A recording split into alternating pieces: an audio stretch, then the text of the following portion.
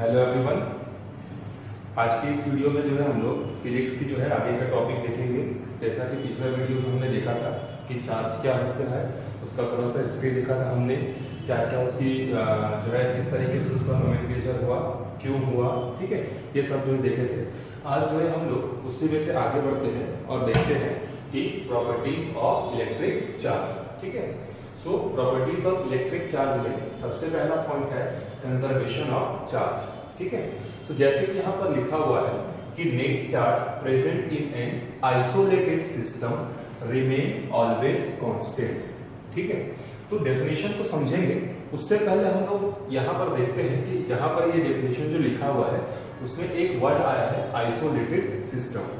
ठीक है, तो ये हमारे लिए कोई नया वर्ड नहीं है। ये चीज हम लोग 11th में जब हम लोग थर्मोडायनेमिक्स पढ़ रहे थे तो वहां पर हम लोग आइसोलेटेड सिस्टम के बारे में पढ़ चुके हैं। ठीक है, सो थर्मोडायनेमिक्स में हमने आइसोलेटेड सिस्टम को कैसे डिफाइन किया था, एक ऐसा सिस्टम जिसमें से ना तो एनर्जी बाहर जा सकती है ना ही बाहर से एनर्जी अंदर आ सकती है। ठीक है, वहां पर हमने कुछ इस तरीके की लैंग्वेज जो है यूज किया था। यहाँ पर आपके इलेक्ट्रोस्टैटिक में आइसोलेटेड सिस्टम का मतलब क्या होता है, एक ऐसा सिस्टम या एक ऐसा बॉडी जिसमें से चार्ज ना तो बाहर जा सकता है ना बाहर से कोई चार्ज अंदर आ सकता है। ठीक है, इसको हम लोग इलेक्ट्रोस्टैटिक में बोलेंगे आइसोलेटेड सिस्टम। ठीक है, सो आइसोलेटेड सिस्टम मतलब एक ऐसा आइसोलेटेड बॉडी जिसमें से चार्ज का ट्रांसफर जो है पॉसिबल नहीं। ट्रांसफर इन द सेंस ना तो बाहर जा सकता है ना बाहर से कोई चार्ज अंदर आ सकता है। ठीक है, so net charge present in an isolated system remains always constant. एक बॉडी में जितने चार्जेस है आइसोलेटेड बॉडी में वो हमेशा क्या रहेंगे, कांस्टेंट रहेंगे। ठीक है, इसी को दूसरे लैंग्वेज में हम लोग बोल सकते हैं algebraic sum of all positive and all negative charges of an isolated system remains always constant। मतलब जितने पॉजिटिव चार्ज होंगे उतने ही क्या होंगे उस पर नेगेटिव चार्ज भी होंगे और दोनों का सम जो है क्या होगा, कांस्टेंट जो है हमेशा रहेगा। ऐसा नहीं है कि किसी बॉडी में एक पॉजिटिव एक्स्ट्रा हो गया एक पॉजिटिव कम हो गया या एक नेगेटिव ज्यादा हो गया एक नेगेटिव कम हो गया। हमेशा क्या रहेंगे, आइसोलेटेड सिस्टम में जो है नंबर ऑफ पॉजिटिव चार्जेस जो है हमेशा इक्वल रहेंगे नंबर ऑफ नेगेटिव चार्जेस की। ठीक है, अच्छा, कंजर्वेशन ऑफ चार्ज को हम लोग दूसरे तरीके से भी डिफाइन कर सकते हैं। जिस तरीके से law of conservation of energy होता है जो कि हम लोग पढ़े हुए हैं। ठीक है, क्या था law of conservation of energy, याद है सबको, याद है कि नहीं? चलो ठीक है, नहीं है तो मैं बता देता हूँ।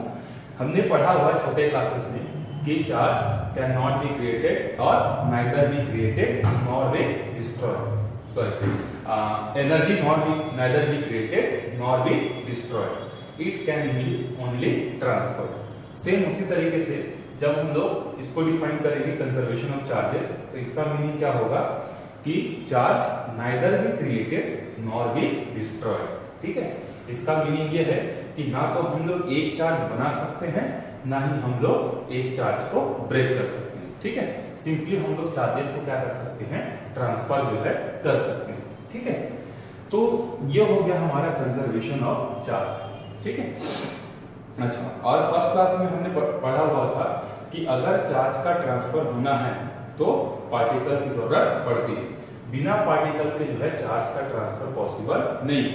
ठीक है, तो जब ये कंजर्वेशन ऑफ चार्ज से बना उस समय जो है एक और चीज हमारे पास आई, वो है एटम बम। ठीक है, एटम बम जो है या हमारे पास न्यूक्लियर रेडियोएक्टिव की फील्ड में जो है और भी जब रिसर्च होते गए तो वहां पर हमको ये जो कंजर्वेशन ऑफ चार्जेस का डेफिनेशन जो हमने बनाया कि charge neither be created nor be destroyed, it can be only transferred, ये जो है थोड़ा सा प्रॉब्लम क्रिएट हो। ठीक है, अब कैसे प्रॉब्लम क्रिएट हो थोड़ा सा देखो। जब हम लोग क्या करते हैं, वैसे हम लोग डिटेल में पढ़ेंगे भी डुअल नेचर ऑफ मैटर में। ठीक है, मेरे ख्याल से चैप्टर नंबर 12 वहां पर हम लोग उसको और पढ़ेंगे। ठीक है, सो जब एटम बम को हम लोग एक्सप्लोड करते हैं तो एटम बम के पास पहले कुछ मास रहता है। ठीक है, जब उसको हम लोग एक्सप्लोड करते हैं तो वो मास क्या होता है, गायब हो जाता है। ठीक है, अब मास मतलब क्या है, मटेरियल। मटेरियल क्या है, बहुत सारे पार्टिकल से मिलकर बना हुआ है। तो अगर मास डिस्ट्रॉय हुआ, मास के डिस्ट्रॉय होने से क्या होगा, मटेरियल डिस्ट्रॉय होगा और उससे क्या होगा, पार्टिकल डिस्ट्रॉय होगा। और अगर पार्टिकल डिस्ट्रॉय हुआ ठीक है, तो हमने पढ़ा है नो पार्टिकल नो चार्ज। तो अगर पार्टिकल ही डिस्ट्रॉय हो गया तो हमारे पास क्या है, चार्ज भी डिस्ट्रॉय हो जाएगा। ठीक है, ये हो गया। दूसरा चीज, एक और एक्सपेरिमेंट है डुअल नेचर में। जब हम लोग क्या करते हैं, किसी हैवी मेटल्स को जो है उस पर अगर हम लोग कोई रेस उस पर फॉल करते हैं या एनर्जी जब उस पर फॉल होती है तो वो एनर्जी जो है उसके अंदर में जाकर स्टोर हो जाती है। ठीक है, दैट इज डुअल नेचर। ठीक है, मतलब एनर्जी को हम लोग मास में बदल सकते हैं और मास को एनर्जी में बदल सकते हैं। तो जब ये प्रॉब्लम हमारे पास आया तो हमने कंजर्वेशन ऑफ चार्जेस में थोड़ा सा करेक्शन किया और हमने क्या बोला कि सिंगल चार्ज को ना तो हम लोग बना सकते हैं ना ही हम लोग तोड़ सकते हैं, लेकिन पेयर में जो है हम लोग चार्जेस को क्या कर सकते हैं, बना सकते हैं और पेयर में हम लोग उसको ब्रेक भी कर सकते हैं। ठीक है, सो जब हम लोग चार्जेस को डिस्ट्रॉय करते हैं तो उस प्रोसेस को हम लोग बोलते हैं एनिहिलेशन, और जब हम लोग उसको प्रोड्यूस करते हैं तो उसको बोलते हैं पेयर प्रोडक्शन। ठीक है, अब इसको थोड़ा सा हम लोग समझते हैं। हमको पता है कि सबसे छोटा पार्टिकल जो है वो क्या है, इलेक्ट्रॉन होता है। ठीक है, तो ये सोचा गया कि अगर किसी बॉडी में अगर नेगेटिव चार्ज है तो उस पर पॉजिटिव चार्ज भी होगा। ठीक है, सो उसी तरीके से एक नया चीज जो है सोचा गया और उसका नाम था पॉजिट्रॉन। ठीक है, और पॉजिट्रॉन क्या है, इलेक्ट्रॉन का उल्टा ही पॉजिट्रॉन। ठीक है, मतलब इस पर पॉजिटिव चार्ज होता है और इलेक्ट्रॉन पर जो है नेगेटिव चार्ज होता है। ठीक है, तो जिस तरीके से एक नेगेटिव और एक पॉजिटिव, ये दोनों मिलकर क्या हो जाएंगे, जीरो हो जाएंगे। तो डिस्ट्रॉय कैसे होता है, जब एक पॉजिट्रॉन, अच्छा इससे पहले जब ये सोचा गया कि किसी एटम के अंदर में इलेक्ट्रॉन के अलावा पॉजिटिव चार्ज भी होता है, पॉजिट्रॉन भी होता है, तो अदर साइंटिस्ट ने पूछा कि अगर ये ऐसा होता है तो हमको दिखता क्यों नहीं। ठीक है,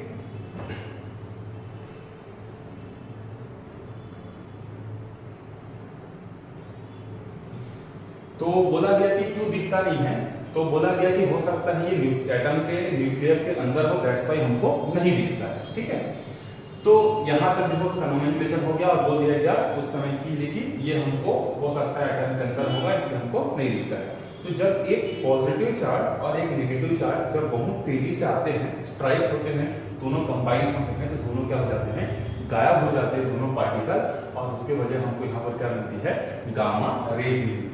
ठीक है, एनर्जी जो है हमको यहाँ पर मिलती है, गामा रेज।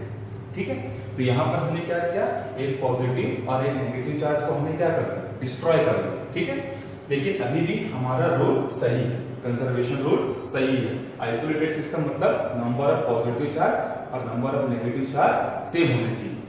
सपोज अगर हमारे पास एक मटेरियल है, ठीक है, या एक एटम है जिसमें जो है 10 पॉजिटिव चार्जेस थे और 10 नेगेटिव चार्जेस थे, तो +10 और -10 मिलकर क्या हो गए, 0, मतलब आइसोलेटेड सिस्टम हो गया। अब अगर इसमें से एक पॉजिटिव कम हो गया और साथ ही साथ एक नेगेटिव कम हो गया, ठीक है, तो क्या बचा हमारे पास, 9 पॉजिटिव और 9 नेगेटिव। अगेन दोनों मिलकर क्या हो गए, 0, तो पहले भी 0 थे, अभी भी 0 हो गए, मतलब कंजर्वेशन ऑफ चार्ज हमारा क्या है, करेक्ट। ठीक है, उसी तरीके से जिस तरीके से हमने क्या किया, गामा रेज का प्रोडक्शन हुआ इन दोनों पार्टिकल्स के डिस्ट्रॉय होने से, उसी तरीके से जब हम लोग हैवी मेटल्स में जब हम लोग गामा रेज फॉल करते हैं तो वहां पर हमको पॉजिट्रॉन और इलेक्ट्रॉन भी मिलता है। तो जब डिस्ट्रॉय करते हैं तो उसको बोलते हैं एनिहिलेशन, और जब प्रोड्यूस करते हैं उसको हम क्या बोलते हैं, प्रोडक्शन बोलते हैं। ठीक है, सो ये हो गया हमारा पहला प्रॉपर्टी। ठीक है, अब आते हैं सेकेंड प्रॉपर्टी पर, क्वांटाइजेशन ऑफ चार्ज। ठीक है, ये एक बहुत इंपॉर्टेंट इसकी प्रॉपर्टी है। क्वांटाइजेशन का मतलब क्या होता है, किसी चीज की जो है क्वांटिटी डिसाइड करना। ठीक है, कि इसकी क्वांटिटी इतनी है। ठीक है, जैसे हम लोग क्वांटिटी डिसाइड करते हैं, 1 डजन मतलब कितना, अगर हमारे पास 12 पीस है तो उसको हम लोग क्या बोलेंगे, 1 डजन बोलेंगे। तो ये क्या हो गई, एक क्वांटाइज हो गई कि 1 डजन मतलब 12 ही होता है।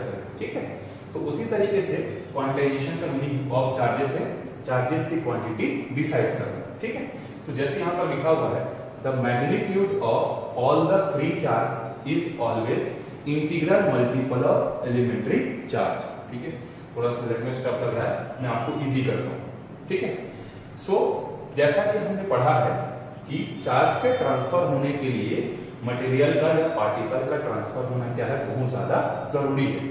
बिना पार्टिकल के जो है चार्ज का ट्रांसफर पॉसिबल नहीं है। तो नेचर में जो है सबसे कम से कम जो है हम लोग पार्टिकल का ट्रांसफर किसके बराबर कर सकते हैं, तो आंसर है 1 इलेक्ट्रॉन के बराबर कम से कम हम लोग चार्ज का ट्रांसफर कर सकते हैं। इलेक्ट्रॉन एक ऐसा पार्टिकल है जिसको हम लोग फर्दर और ब्रेक डाउन नहीं कर सकते।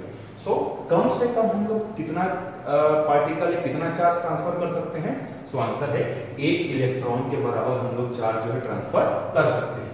और 1 इलेक्ट्रॉन में जो है कितने चार्जेस होते हैं, 1.6 × 10⁻⁻19 कूलम जो है इसमें होता है। ठीक है, ये क्वांटिटी आपको हमेशा याद रखनी है कि 1 इलेक्ट्रॉन पर चार्ज कितना होता है, इलेक्ट्रॉन पर नेगेटिव होता है, इसलिए -1.6 × 10⁻⁻19 कूलम। ठीक है, और अगर हम लोग बात करें एक प्रोटॉन पर कितना होता है, तो +1.6 × 10⁻⁻19 कूलम। तभी तो दोनों मिलकर क्या होंगे, 0 होंगे। ठीक है, सो इनका मैग्नीट्यूड सेम होता है, लेकिन एक पॉजिटिव होता है और दूसरा क्या होता है, नेगेटिव होता है। ठीक है, सो कम से कम 1 इलेक्ट्रॉन के बराबर हम लोग चार्ज ट्रांसफर कर सकते हैं। एक एग्जांपल लेते हैं, जैसे आपके घर में जो है कुछ मेहमान आए, आपके रिश्तेदार आए, और आपकी मदर ने आपको बोला कि हमारे घर में 4 मेहमान आए हुए हैं, चारों के लिए हमको क्या करना है, नाश्ता तैयार करना है, और घर में जो है हमारा बिस्किट जो है खत्म हो गया। तो आपको ये बोला गया कि जाओ बेटा या बेटी दुकान से जो है क्या करना, बिस्किट लेके आना। ठीक है, 4 लोग हैं या 5 लोग हैं, पांचों को जो है हमको क्या करना है, 3-3 बिस्किट जो है देना है। ठीक है, सो कितना बिस्किट लाना पड़ेगा हमको, 5 3 15 बिस्किट हमको लाना पड़ेगा। ये हमको ऑर्डर मिला और उसके बराबर हमको पैसा मिला। ठीक है, अब हम लोग दुकान में गए और दुकान वाले को बोले भैया कि हमको मेरे को 15 बिस्किट दे दो, 15 पीस जो है बिस्किट दे दो। तो दुकान वाला क्या बोलेगा, देख भाई कि मेरे पास जो है ये अलग अलग बिस्किट नहीं है, मेरे पास एक 5 रुपए का पैकेट है पार्ले जी जिसमें 10 बिस्किट है, एक डिब्बे में जो है 10 बिस्किट है, तो मैं जो है या तो तुमको 10 बिस्किट दे सकता हूं या मैं तुमको 20 बिस्किट दे सकता हूं। ये 15 बिस्किट जो है मैं फाड़ के नहीं दे सकता। क्यों नहीं दे सकता, उसने भी सही बोला कि एक डिब्बे में कितने पीस हैं, 10 पीस, और दो में कितने हो जाएंगे, 10 और 10 मिलकर कितने हो जाएंगे, 20 पीस। ठीक है, तो वो बोला कि या तो मैं एक डब्बा दे सकता हूँ 10 पीस वाला, या एक और दे सकता हूँ 10 पीस वाला, ये 15 जो है मैं नहीं दे सकता।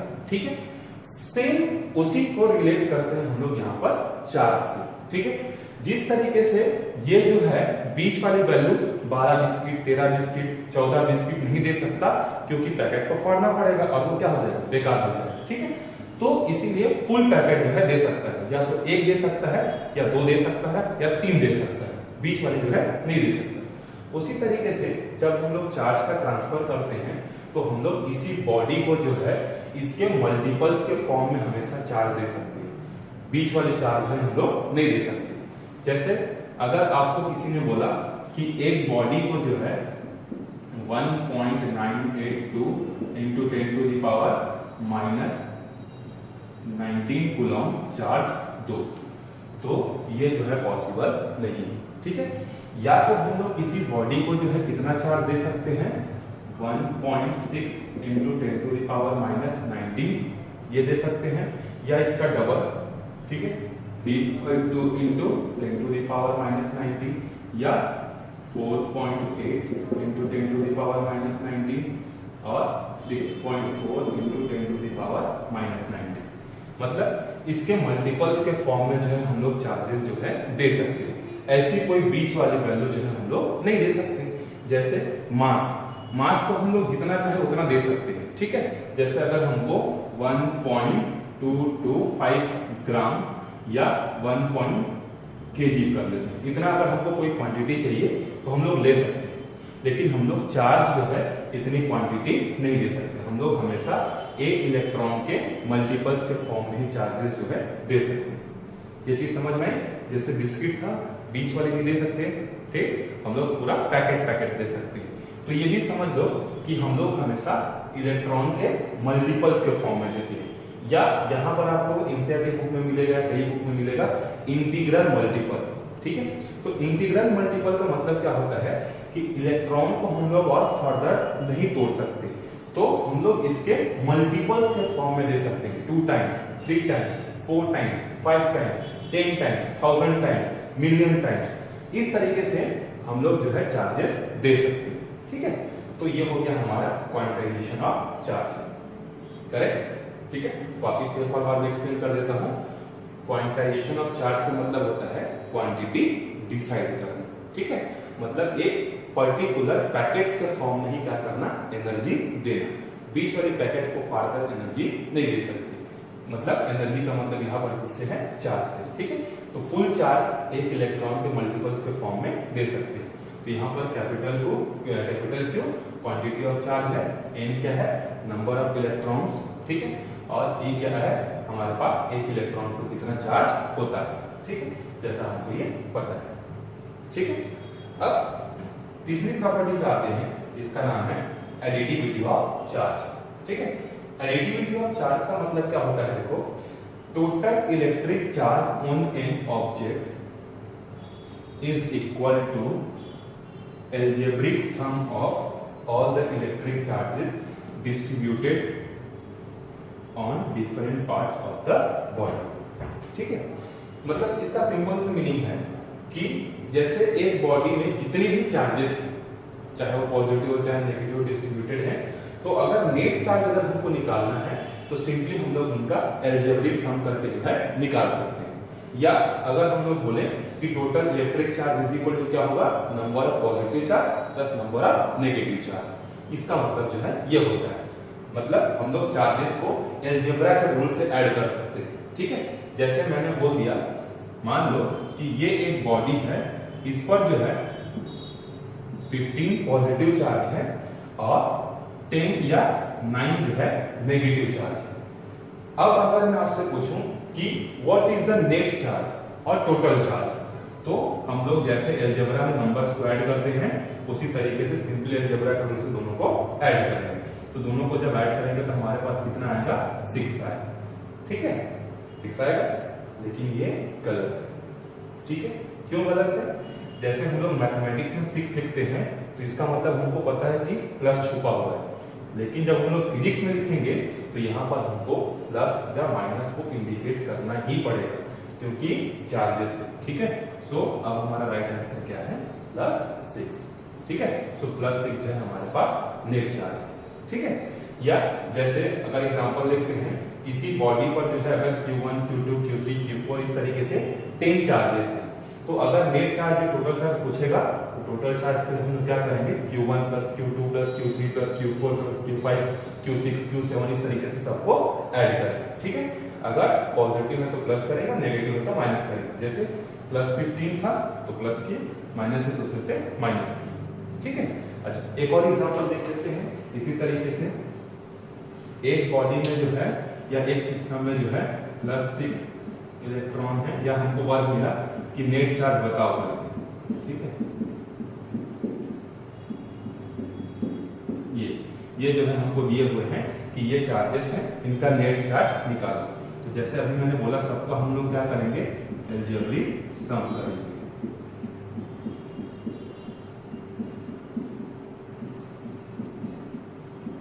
ठीक है। सो 6 + 10 कितना हो गया, 16 और 4 हो गया 20। सो कितने हो गए, +20 की मतलब इलेक्ट्रॉन चार्ज, -2 और -8 हो गए +-10 इलेक्ट्रॉन। तो ये कितना हो जाएगा, +10। ये हमारा आंसर है, ठीक है। सो इस तरीके से हम लोग ये जो चार्जेस है ये एडिटिविटी प्रॉपर्टी को क्या करता है, फॉलो करता है, ठीक है, या इसकी प्रॉपर्टी। अब एनसीईआरटी बुक्स में जो है ये सिर्फ 3 प्रॉपर्टीज जो है दी हुई, ठीक है। लेकिन इसके अलावा भी एक और प्रॉपर्टीज होती है, 4th प्रॉपर्टी, ठीक है। आपके एनसीईआरटी बुक में नहीं दिया हुआ है तो कोई बात नहीं, लेकिन आपको याद रखना है कि एक और प्रॉपर्टी होती है और इस प्रॉपर्टी का नाम क्या है, इनवेरिएंट, ठीक है। अच्छा, इनवेरिएंट का मीनिंग क्या होता है, ठीक है, जो वैरी ना करता हो, ठीक है। So value of charge is always constant. Charge की जो वैल्यू है 1.6 × 10⁻⁻19 कूलम, ये हमेशा क्या रहता है, कांस्टेंट रहता है या फिक्स्ड रहता है। चाहे हम लोग इलेक्ट्रोस्टैटिक पढ़े या हम लोग करंट इलेक्ट्रिसिटी पढ़े, दोनों जगह पर करंट इलेक्ट्रिसिटी मतलब जहां चार्ज हमारा मूव करेगा तो वहां पर भी उसकी वैल्यू क्या रहेगी, उतनी ही रहेगी। चाहे हमारा चार्ज रेस्ट कर रहा हो चाहे मूव कर रहा हो, उस पर जो है ये क्वांटिटी जो है क्या रहेगी, फिक्स्ड, 1.6 × 10⁻⁻⁹ कूलम। ठीक है, सो ये जो है हमारा क्या हो गया, फोर्थ प्रॉपर्टी हो गई। ठीक है, सो कंजर्वेशन ऑफ चार्जेस मतलब सारे चार्जेस जो है क्या है, कंजर्व रहते हैं। एक चार्ज ना तो हम लोग बना सकते हैं ना एक चार्ज हम लोग तोड़ सकते हैं, लेकिन पेयर में बन सकता है और पेयर में तोड़ सकते हैं। जब बनाएंगे तो पेयर प्रोडक्शन, जब तोड़ेंगे तो एनिहिलेशन। ठीक, सेकंड है क्वांटाइजेशन, क्वांटिटी डिसाइड करना, फिक्स स्टेप वाइज स्टेप जो है हम लोग चार्जेस दे सकते हैं, कंटिन्यूअसली जो है नहीं दे सकते बीच में। ठीक, एडिटिविटी मतलब सिंपल चार्जेस जो होते हैं वो अलजेब्रा के रूल को क्या करते हैं, फॉलो करते हैं। ठीक है, अच्छा एक और देखिए लास्ट में, इनवेरिएंट चार्ज हमारा चाहे रेस्ट कर रहा हो चाहे मूव कर रहा हो, उसकी जो वैल्यू है वो हमेशा इलेक्ट्रॉन पे जितनी चार्ज होती है वो हमेशा क्या रहेगा, फिक्स रहेगा। ठीक है, अच्छा अब थोड़ा सा एक और चीज देखते हैं कि मटेरियल में जो है पार्टिकल्स होते हैं या मटेरियल के कारण ही क्या होता है, चार्ज होता है, और मटेरियल और या मास के कारण ही क्या होता है, ग्रेविटेशनल फोर्स होता है। मतलब मटेरियल या पार्टिकल्स के कारण ही क्या हो सकता है, इलेक्ट्रोमैग्नेटिक फोर्स भी होता है उसी के कारण, और उसी के कारण क्या होता है, ग्रेविटेशनल फोर्स ही होता है। ठीक है, सो पार्टिकल में अगर मास को देखेंगे तो मास के कारण ग्रेविटेशनल फील्ड, और पार्टिकल में अगर चार्ज है तो चार्ज के कारण इलेक्ट्रोमैग्नेटिक फील्ड। ठीक है, तो यहाँ पर हम लोग इलेक्ट्रिक चार्ज और मास का जो है कंपैरिजन कर सकते हैं, क्योंकि दोनों क्या है, पार्टिकल्स के ही कैरेक्टरिस्टिक है।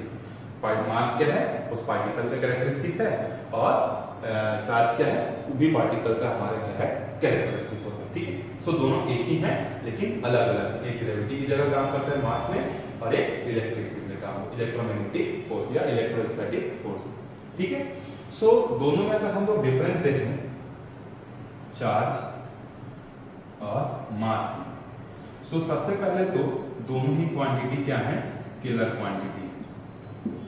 ठीक है, ये भी स्केलर क्वांटिटी है और ये भी क्या है, मास भी जो है स्केलर क्वांटिटी है। ठीक है, दूसरा क्या है, ये क्वांटाइज होता है, क्वांटाइज या क्वांटाइजेशन, क्वांटाइज्ड रहता है। जैसे यहाँ पर है इसको हम लोग फिक्स्ड क्वांटिटी में दे सकते हैं, स्टेप वाइज स्टेप दे सकते हैं, जैसे यहाँ पे था। ठीक है, लेकिन मास जो है क्वांटाइज नहीं होता है, हम लोग जितना चाहे उतना जो है दे सकते हैं, कंटिन्यूअस होता है। सो ये क्वांटाइज नहीं, ये क्या हो जाएगा, कंटिन्यूअस होता है, जितना चाहे हम लोग किसी बॉडी में मास जो है दे सकते हैं। ठीक है, अच्छा तीसरी प्रॉपर्टी क्या है, चार्ज में भी पॉजिटिव है नेगेटिव। अभी हमने पढ़ा टाइप्स ऑफ चार्जेस में, जो पॉजिटिव भी हो सकता है और नेगेटिव भी हो सकता है, लेकिन मास जो है कभी भी नेगेटिव नहीं होता है, यह हमेशा क्या होता है, ऑलवेज पॉजिटिव। तो ये होगा तीसरा डिफरेंस। ठीक है, अच्छा हमने एक और चीज पढ़ा, चार्जेस में जो है क्या हो सकता है, अट्रैक्शन भी हो सकता है और रिपल्शन भी हो सकता है, अट्रैक्शन और रिपल्शन दोनों जो है पॉसिबल है। ठीक है, लेकिन मास में जो है, मास के कारण हमेशा ग्रेविटेशनल फोर्स होता है, और ग्रेविटेशनल फोर्स का नेचर हमेशा क्या होता है, अट्रैक्टिव नेचर का जो है होता है। ठीक है, तो ये चार डिफरेंस हो गए। अच्छा एक और डिफरेंस हम लोग बोल सकते हैं कि ये जो चार्ज है ये क्या होता है, इनवेरिएंट होता है, मतलब रेस्ट में हो चाहे मूव कर रहा हो, यहाँ पर जो है उसकी वैल्यू जो है हमेशा चेंज नहीं होती या कभी भी चेंज नहीं होती। तो ये हो गया हमारा इनवेरिएंट।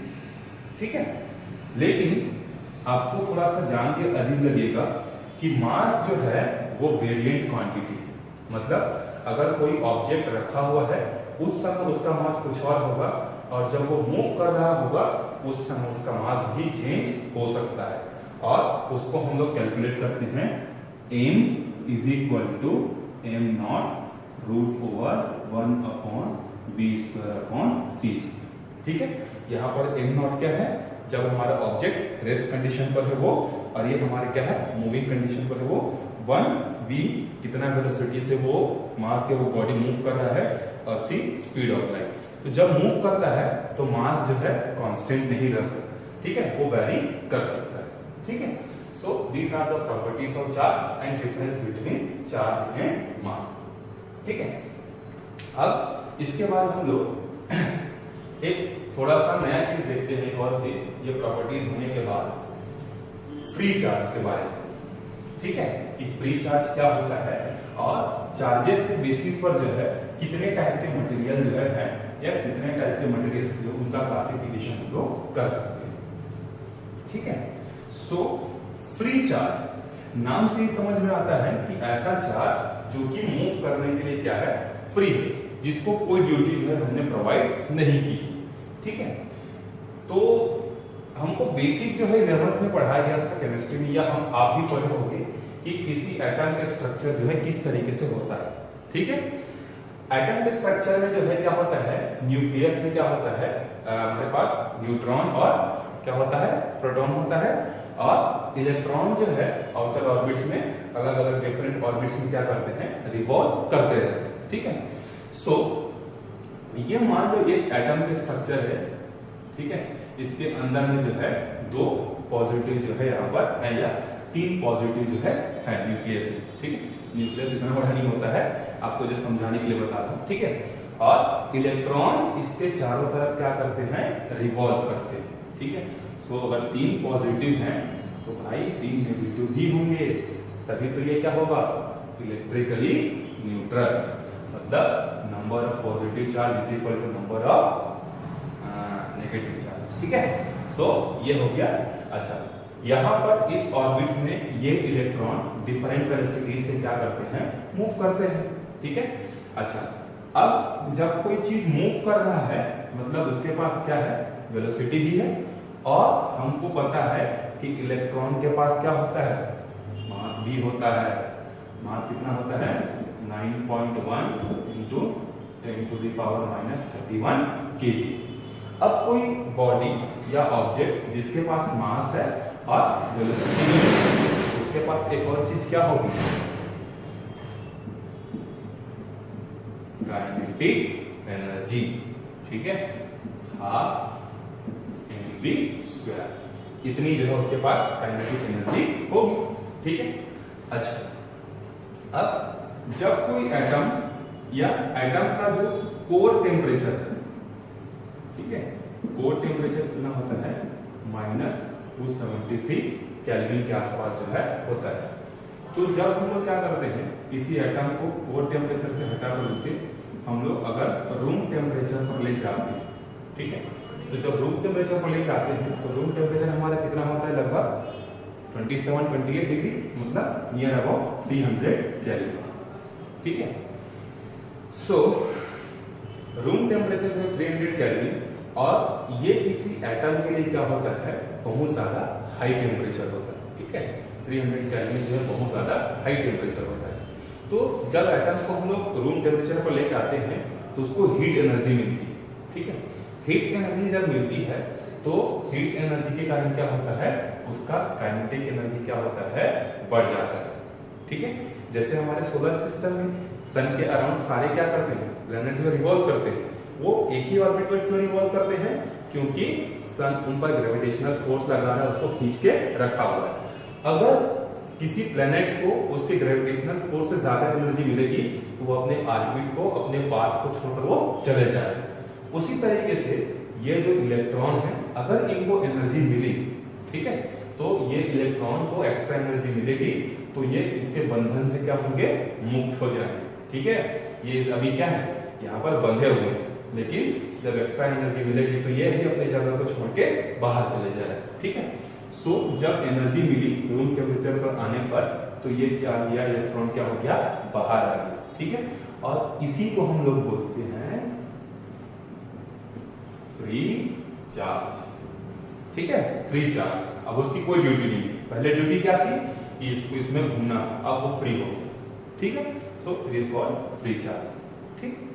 अच्छा, मेरा क्वेश्चन ये है आपसे कि रूम टेम्परेचर जो है 300 केल्विन जो है वो किसी एटम के लिए बहुत ज्यादा हाई टेम्परेचर है, लेकिन हमारे बॉडी के लिए या हमको ये 300 केल्विन जो है ज्यादा वैल्यू, ज्यादा बड़ी जो है हमको नहीं लगती है या हमको नॉर्मल लगता है, ठीक है। सो क्या रीजन है कि ये 300 केल्विन एटम के लिए बहुत हाई टेम्परेचर है और यही 300 केल्विन हमारे बॉडी के लिए क्या है, नॉर्मल टेम्परेचर, ठीक है। तो इसका आंसर जो है मेरे को बताइएगा, ठीक है, कमेंट करके, ठीक है। आपको जो है सारे नोट जो है मैं जब आपको अपलोड करूंगा YouTube में तो आपको डिस्क्रिप्शन में जो है अपना नंबर सारे जो सॉफ्ट कॉपी में आपको दे दूंगा, ठीक है। आप वहां से जाके डाउनलोड कर सकते हैं, ठीक है। तो फ्री चार्ज समझ में आ गया हमको। अच्छा, अब फ्री चार्ज के बेसिस पर जो है हम लोग क्या करते हैं, मटेरियल का क्लासिफिकेशन करते हैं, ठीक है। So next topic is classification of material on the basis of electric charge, ठीक है। अच्छा, इसमें जो है सबसे पहला क्लासिफिकेशन में हमारा आता है कंडक्टर या मेटल्स, ठीक है। क्लासिफिकेशन सबसे पहला है हमारा कंडक्टर, ठीक है। कंडक्टर मतलब ऐसे मटेरियल जिनमें चार्जेस का फ्लो जो है इजीली हो सकता है या बहुत अच्छे से जो है होता है, ठीक है। अच्छा, उससे पहले जो है एक चीज देखते हैं हम लोग। ये मान लो हमारे पास एक मटेरियल है और इस मटेरियल में क्या है, बहुत सारे जो है एटम्स जो है प्रेजेंट है, ठीक है। ये जितने पॉजिटिव हैं उतने ही क्या है, नेगेटिव भी यहाँ पर जो है प्रेजेंट है, ठीक है। तो ये इलेक्ट्रिकली क्या है, न्यूट्रल है या नेट चार्ज क्या है, जीरो है। अच्छा, अब यहाँ पर आप एक चीज कंफ्यूज मत होना कि अगर आपको कहीं पर सुनने को मिलता है कि इस बॉडी पर नेट चार्ज जीरो है, ठीक है, तो इसका मतलब ये मत समझ लेना कि इस पर कोई चार्ज नहीं है, ठीक है। फॉर एग्जाम्पल, जैसे मैं अगर आपको बोलता हूं कि ये एक बॉडी है, इस पर नेट चार्ज क्या है, जीरो है, ठीक है। तो इसका मतलब ये नहीं है कि इस पर कोई चार्ज नहीं, इस पर चार्ज है, लेकिन जितने पॉजिटिव उतने ही क्या है भाई, नेगेटिव, ठीक है। और प्लस और माइनस मिलके जीरो, बेंजामिन फ्रैंकलिन जी जो हमको बताए थे, ठीक है। सो यहाँ पर देखो 3 पॉजिटिव तो बाहर में 3 नेगेटिव, इस मटेरियल में और भी बहुत सारे पॉजिटिव हैं और नेगेटिव, ठीक है। अब हमने क्या किया, एक ग्लास का रॉड लेके आया और इसको हमने यहाँ पर रख किया और हमको पता है कि ग्लास का रॉड को हमेशा रख करेंगे तो उस पर कौन सी प्रॉपर्टी आएगी, पॉजिटिव। क्यों? क्योंकि वो इलेक्ट्रोस्टैटिक सीरीज में क्या है, सबसे ऊपर, ठीक है। सो जब हम लोग यहाँ पर पॉजिटिव लेके आते हैं ग्लास रॉड तो उस पर बहुत सारे पॉजिटिव चार्जेस जो है रहते हैं।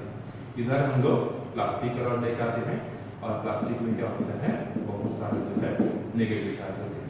तो ये सारे पॉजिटिव इस इलेक्ट्रॉन को क्या करते हैं, खींचने की कोशिश करते हैं। तो यहाँ पर क्या है, 3 इलेक्ट्रॉन है, यहाँ पर कितने, सॉरी 3 पॉजिटिव है और 3 नेगेटिव। यहाँ पर क्या है, बहुत सारे पॉजिटिव है और पॉजिटिव क्या करते हैं, नेगेटिव को खींचते हैं। तो ये बहुत जोर से ताकत लगाकर इसको खींचते हैं, ये भी 3 खींचते हैं, लेकिन इधर 3 की ताकत है, इधर बहुत सारी ताकत है, ये इलेक्ट्रॉन यहाँ से आ जाता है। अब ये न्यूट्रल नहीं रहा, ये इलेक्ट्रॉन इसको छोड़कर यहाँ आ गया, मतलब इसमें एक इलेक्ट्रॉन की कमी हो गई। अब ये कैसा बन गया, पॉजिटिव। अब इसमें एक्सेस नंबर ऑफ चार्जेस क्या है, एक्सेस क्या है, पॉजिटिव चार्ज। तो अब सारे पॉजिटिव इधर से एक इलेक्ट्रॉन को खींच लेंगे। तो ऐसा मटेरियल जिसमें चार्ज का जो है ट्रांसफर पॉसिबल है। जैसे ये इलेक्ट्रॉन यहाँ से यहाँ चले गया, ये पॉजिटिव बन गया, ठीक है। पहले जितने प्लस थे उतने माइनस थे, लेकिन एक इलेक्ट्रॉन के जाने से नंबर ऑफ पॉजिटिव क्या हो गया, बढ़ गए। तो यहाँ पर क्या हो गया, इन सब प्लस में मिलकर जो है इसको न्यूट्रल होना है, तो यहाँ से इलेक्ट्रॉन खींच लिए, तो ये क्या हो गया, यहाँ पर चार्जेस का मूव जो है पॉसिबल है। तो ऐसे मटेरियल जिसमें चार्जेस जो है मूव कर सकते हैं क्या कहलाते हैं, मेटल कहलाते हैं, ठीक है। अब इसमें भी नेचर में हमारे पास ऐसे मटेरियल हो सकते हैं या रहते हैं, हो सकते हैं नहीं होते हैं, जिसमें प्लस और माइनस लगाने से, जैसे पहले कंडीशन में ये इलेक्ट्रॉन यहाँ चले गया था, हो सकता है कि दूसरे कंडीशन में दूसरे मटेरियल में ये इलेक्ट्रॉन यहाँ पर ना जाए, ठीक है, उससे वहां से हिले देगा। तो ऐसे मटेरियल जहां पर ये इलेक्ट्रॉन इधर कितना ही पॉजिटिव हो जाए, मूव नहीं करते हैं, वो क्या कहलाते हैं, नॉन मेटल, जिसको हम लोग इंसुलेटर बोलते हैं, ठीक है। तो समझ में आई चीज, जब चार्जेस यहाँ से यहाँ जा सकते हैं, यहाँ से यहाँ मूव कर सकते हैं, तो मेटल मतलब कंडक्टर, और जब कितना भी ताकत लगा लो एक समय मतलब यहाँ 6-7 पॉजिटिव रख लो, इधर 3 है, फिर भी इसको नहीं खींच पाएंगे, मतलब चार्जेस मूव नहीं होंगे, तो क्या बन जाएंगे हमारे पास इंसुलेटर। ठीक है, सो जब चार्जेस का मूव होना अलाउड होता है किसी मटेरियल में तो वो क्या हो गया हमारा कंडक्टर, और जब अलाउड नहीं होता है तो वो क्या हो जाएगा हमारा इंसुलेटर। ठीक है, सो कंडक्टर क्या है, those material which allow charges to flow, allow charges to flow. ठीक है, जो रोका टोकी नहीं करते, जाओ भाई जाओ करके जाने देते। ठीक है, एग्जांपल में जैसे हमने देखा मेटल हो गए, हाँ मेटल हो गए हमारे पास, और हमारा ह्यूमन बॉडी भी हो गया, अच्छा कंडक्टर है ह्यूमन बॉडी भी हमारा। ठीक है, ह्यूमन बॉडी हो गया, और हमारे टैप वाटर हो गए। ठीक है, एक्सेट्रा जो है एग्जाम्पल मेटल्स में तो है, हो गया समझ में। अच्छा, एक और चीज यहाँ पर आता है इलेक्ट्रोलाइट्स। ठीक है, जब हम लोग नेक्स्ट चैप्टर पढ़ेंगे सेल, तो वहां पर जो है इलेक्ट्रोलाइट्स क्या होते हैं इसको डिटेल में पढ़ेंगे। ठीक है, सो इलेक्ट्रोलाइट्स में क्या होते हैं, पॉजिटिव और नेगेटिव आयंस प्रेजेंट होते हैं, और वो आयंस जो है चार्जेस को फ्लो कराने के लिए रिस्पॉन्सिबल होते हैं। ठीक है, तो उसमें भी इलेक्ट्रोलाइट्स में भी जो है चार्जेस का फ्लो हो सकता है। इलेक्ट्रोलाइट्स मतलब क्या हो गया आपका H2SO4 का सॉल्यूशन हो गया, कॉपर सल्फेट का सॉल्यूशन हो गया, HCl हो गया। ठीक है, NaCl का सॉल्यूशन हो गया, ये सब क्या होते हैं इलेक्ट्रोलाइट्स होते हैं। ह्यूमन बॉडी, हमारा बॉडी भी क्या है, एक अच्छा कंडक्टर है, टैप वाटर।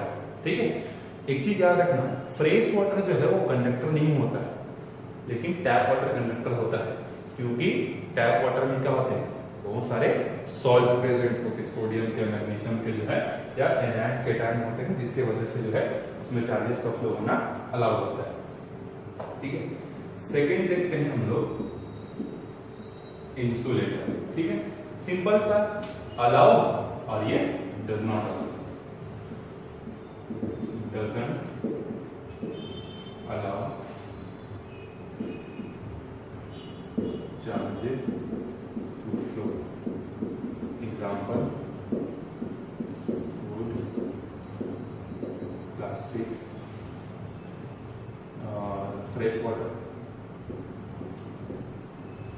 ठीक है, ये जो इसके एग्जांपल। नेक्स्ट होता है इसी के बेसिस पर क्लासिफिकेशन सेमी कंडक्टर। सेमी का मतलब क्या होता है, हाफ या आधा। सो ऐसे मटेरियल जो कि ना तो पूरी तरीके से कंडक्टर होते हैं, ना ही पूरी तरीके से क्या होते हैं इंसुलेटर होते हैं। ठीक है, मतलब जो कम टेम्परेचर पर क्या करते हैं एज अ इंसुलेटर बिहेव करते हैं, और हाई टेम्परेचर पर जब टेम्परेचर बढ़ता है, हीट एनर्जी बढ़ती है, तो क्या बन जाते हैं कंडक्टर बन जाते हैं। ठीक है, so material at low temperature पर क्या होंगे ये इंसुलेटर, एट हाई टेम्परेचर ये क्या बन जाएंगे, हाँ जी कंडक्टर। ठीक है, सो ऐसे मटेरियल भी हमको नेचर में मिलते हैं। ठीक है, अच्छा अब किसी के दिमाग में आ रहा होगा सर की एग्जांपल भी बता दो यार, अगर ऐसा है तो। ठीक है, बताऊंगा भाई। ठीक है, एग्जांपल में है आपके सिलिकॉन और जर्मेनियम, और उसी की बात यह है कि ये जो सेमी कंडक्टर जो अभी सिर्फ आप पढ़ रहे थे कि लो टेम्परेचर पर इंसुलेटर, हाई टेम्परेचर पर कंडक्टर, इस पर एक पूरा चैप्टर भी बेसिस है। अगर सिलेबस चेक किए होंगे पार्ट 2 बुक में सेमीकंडक्टर चैप्टर है। ठीक है, बहुत बड़ा चैप्टर है, बहुत इंपॉर्टेंट है।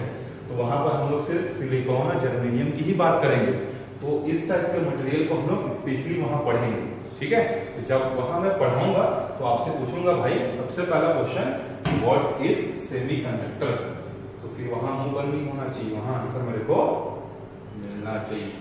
ठीक है, so semiconductor क्या हो गए, those material which behaves as an insulator at low temperature and behave as a conductor at high temperature।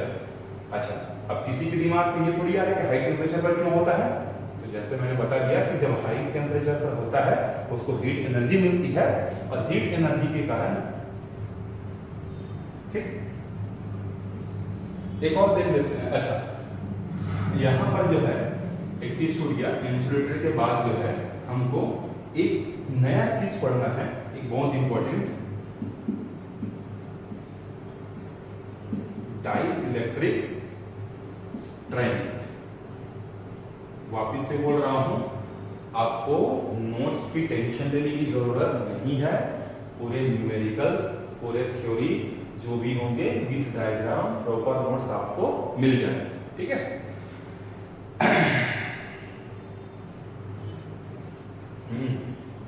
क्या पढ़ रहे हैं? डाई इलेक्ट्रिक स्ट्रेंथ, हाँ ठीक है। सो जैसे अभी हमने बोला कि इंसुलेटर क्या होते हैं, ऐसे मटेरियल होते हैं जो कि अपने में से चार्जेस के फ्लो होने को अलाउ नहीं करते हैं, ठीक है। लेकिन इसमें भी क्या होता है, एक कंडीशन होता है, ठीक है, कि जैसे हम लोग ये एग्जांपल देख रहे थे, इस मटेरियल के अराउंड जो है हम लोग क्या कर रहे थे, पॉजिटिव प्लेट अप्लाई कर रहे थे बहुत सारे, और फिर भी बहुत सारे अप्लाई करने के बाद भी जो है क्या हो रहा था, यहाँ से इलेक्ट्रॉन जो है इधर मूव नहीं हो रहा था, जिसको हमने नॉन मेटल या फिर इंसुलेटर कहा था, ठीक है। लेकिन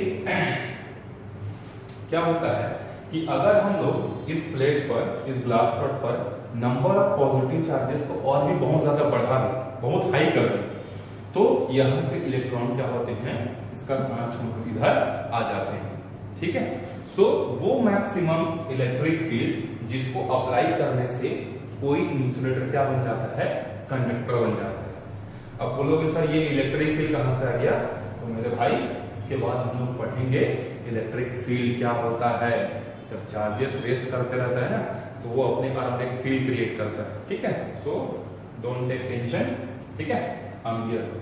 सो तो वो मैक्सिमम इलेक्ट्रिक फील्ड स्ट्रेंथ जहां पर कोई मटेरियल अपने आप को इंसुलेटर बनाए रखता है, ठीक है, उसको हम लोग बोलते हैं उस मटेरियल का डाई इलेक्ट्रिक स्ट्रेंथ, ठीक है। चलो मेरे को एक बहुत अच्छा एग्जांपल याद आ गया, ठीक है। जैसे एक कोई चोर है, थेफ्ट है, उसने कुछ चोरी किया, कुछ क्राइम किया और उसको पुलिस ने पकड़ लिया, ठीक है। वो जेल के अंदर में बंद है और उसको पुलिस वाले पूछताछ कर रहे हैं कि बताओ तुमने ये क्यों किया, कैसे किया, कहाँ छुपा के रखा है पैसा, बताओ, ठीक है। तो वो जो चोर है वो नहीं बता रहा, तो पुलिस ने क्या किया, उस पर डंडे मारना चालू किया, ठीक है। तो एक डंडे मारे, दो डंडे मारे, 10 मारे, 20 मारे, 30 मारे, फिर भी वो नहीं बताया चोर, ठीक है। इस तरीके से मारते मारते 40, 50, 60, 70, 80, 90, 99 डंडे उसको पड़ गए या 100 डंडे उसको पड़ गए, ठीक है। तो जब तक उसको 100 डंडे पड़े तब तक वो राज नहीं उगला, नहीं बताया, ठीक है। इतना तक वो सह रहा था, अपने आप को जो है निर्दोष बनाने की कोशिश कर रहा था। लेकिन जैसे ही 100 से इसमें एक डंडा और पड़ा, वो बोला सर दर्द बहुत ज्यादा हो गया, अब मैं जो है क्या करूंगा, अपने अंदर नहीं रखूंगा, ये मार नहीं सह पाऊंगा, मैं आपको सब सच सच बता देता हूं, ठीक है।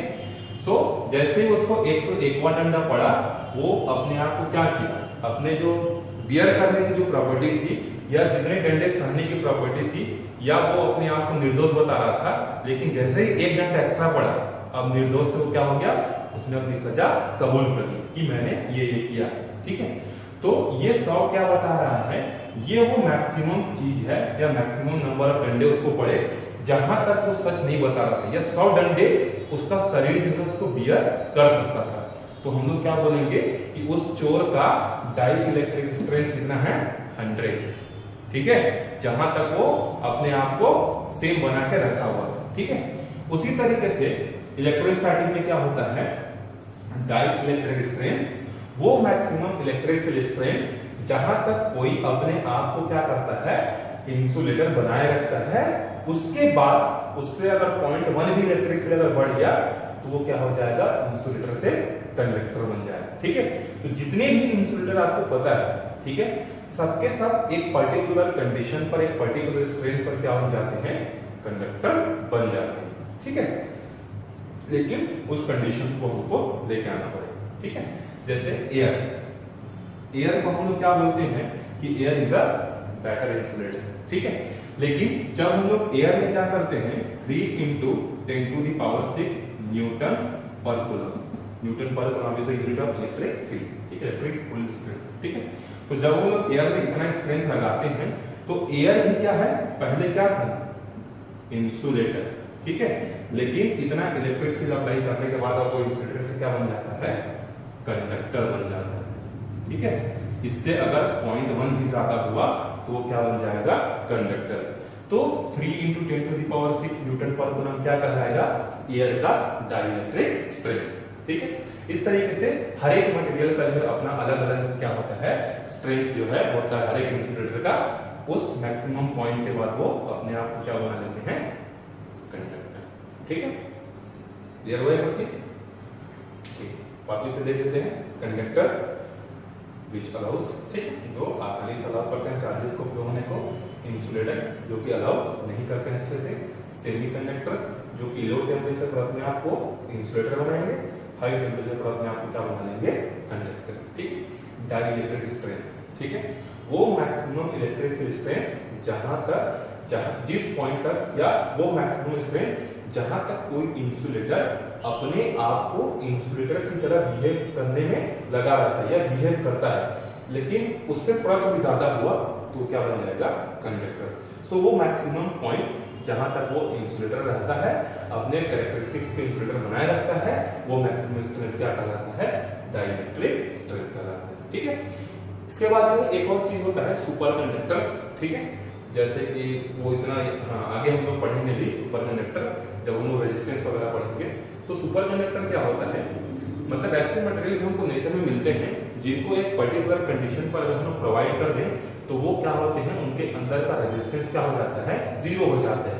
मतलब वो कंडक्टर से भी और अच्छा कंडक्टर बन जाते हैं। ठीक है, सो वो ऐसे मटेरियल क्या कहलाते हैं, सुपर कंडक्टर कहलाते हैं। ठीक है, जैसे मर्क्यूरी हो गया, ये जो है सुपर कंडक्टर